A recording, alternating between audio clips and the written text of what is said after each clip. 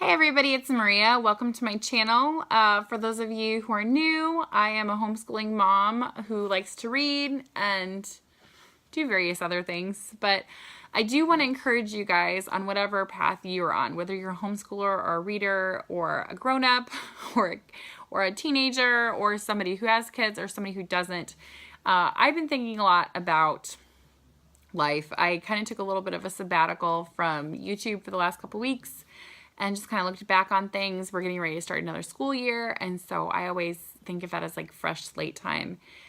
So as I was kind of listening to some podcasts and reading and journaling, a few things popped into my head, and I wanted to share them with you because I think they're great no matter where you are in life or what your background is. The first thing is, and these are lessons that I have definitely not mastered. They're ones that I keep learning over and over again, so don't feel like I have a perfect... I'm not that. The first one is, if you try to do everything, you can't do anything. This one is big because I feel like society sells us a lot of fake news. No, society sells us a lot of marketing that tells us that if we do this or we get this, we will have it made. We will have the perfect families, the perfect relationships, the perfect kids, the perfect houses, perfect wardrobes, and it's just not true. I think more people are starting to recognize that, but it's still really easy trap to fall into. And I think a lot of times you feel like you can do it all. I can have like the perfect workout regimen and teach my kids really well and read all these books and have everything clean and healthy meals and da da da da da da da da. And while the truth is you can have some of those things, and the more I kind of like streamline the clutter out of my life, the easier it is to get closer to that because I'm not distracted with everything.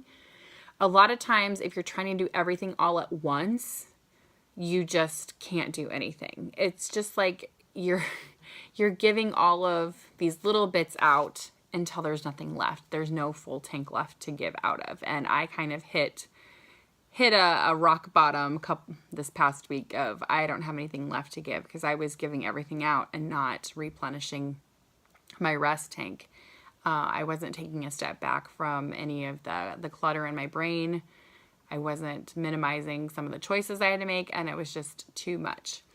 So I think a lot of times if you like make a list of the top 2 things you want to work on and get a schedule for or a routine for, perhaps, you feel like, oh, I really want to get my health in order.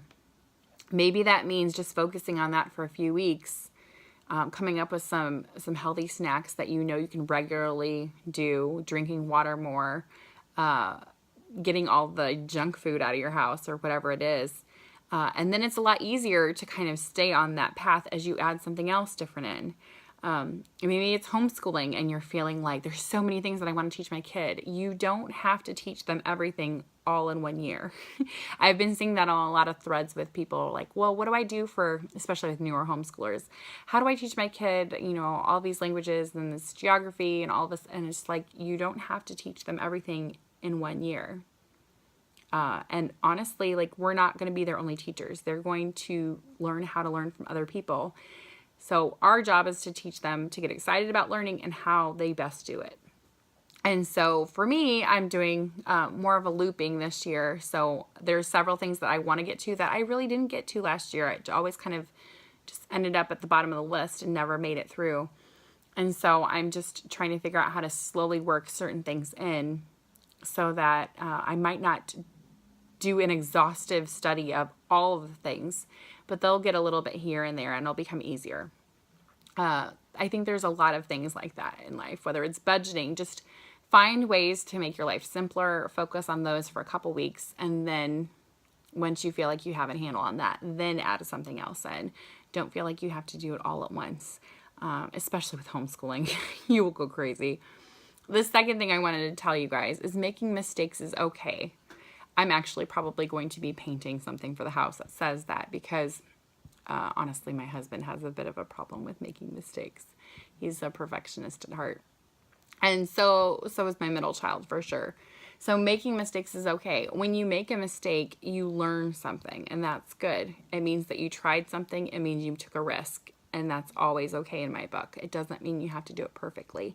I feel like anything anybody's ever done that's worthwhile had a mistake or 1,000 mistakes before it. So making mistakes is okay. I think a lot of times we train ourselves to jump on mistakes and try and squash them and erase them as fast as we can without stopping and learning from them. So, and the third thing is you are not seeing everybody else's life up close. I listened to that on a podcast. I think it was Wild and Free podcast. They were talking about their convention, and somebody said that you're not seeing everybody else's life up close. You're kind of comparing your insides to everybody's outsides. And I think a lot of times, yeah, when you look at Instagram or you look at all the blogs and everything, it's okay to just say, that's great for them, but it's not for me. Maybe you're a science and math person and you're not going to be all kinds of artsy and having all kinds of read alouds all the time. That's okay. Like, embrace that. Maybe you are an artist and you're really, really bad at analytical things. Find somebody else to kind of help teach that. That's all right too. Like, you don't have to do everything. And you don't have to compare. We always look at all of these people and we say, oh, we like their wardrobe and their house, and then we like how they do this. And then we kind of come up with this compilation of what a perfect life would look like. And those people are not even all that. Like, that's just their best persona portrayed out to the universe.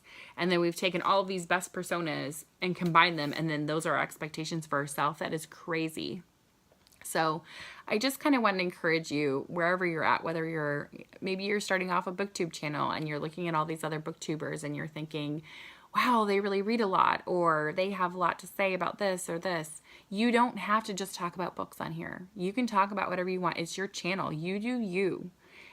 Don't compare yourself to anyone else. And I think that will come through in whatever you're doing. And if you are putting that weight of expectation on yourself, that's going to weigh you down, and eventually you'll crack. You might not crack tomorrow, but it won't be pretty when you do.